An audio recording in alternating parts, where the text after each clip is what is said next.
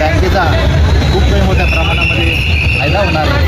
सर्व लोक तज्ज्ञ लोक आहेत आणि मी नामदार सत्तार साहेबांचा कार्यकर्ता असून त्यांनी मला आतोनात प्रयत्न करून माझ्यासाठी मला सोयगाव तालुक्यातून निवडून आणलं आणि खरोखर आता ही माझी निश्चित पहिल्या वेळेस माझी निश्चित होती. आता मी स्वतः निवडून आलेलो आहे. मला 36 मतदान मिळाले.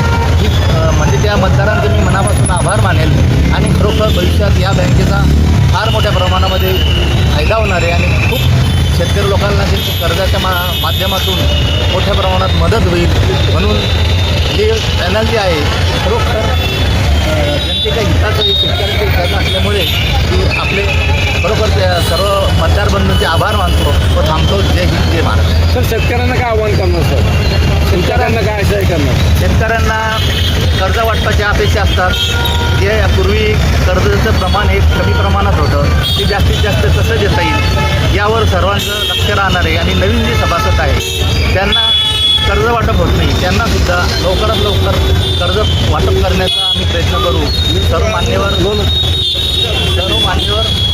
सर्व मान्यवर जे आहेत हे मंत्री, आमदार, सर्व ज्येष्ठ खासदार अशा प्रमाणात हे लोक असल्यामुळे या बँकेची आर्थिक दबाव मोठ्या प्रमाणात आहे ते सुद्धा दूर करण्याचा प्रयत्न त्यांच्या माध्यमातून होतील असे बी अपेक्षा बाळगतो. धन्यवाद सर. नाव सर आपलं? मी प्रभाकर दयाळराव काळे, सोयगाव तालुका.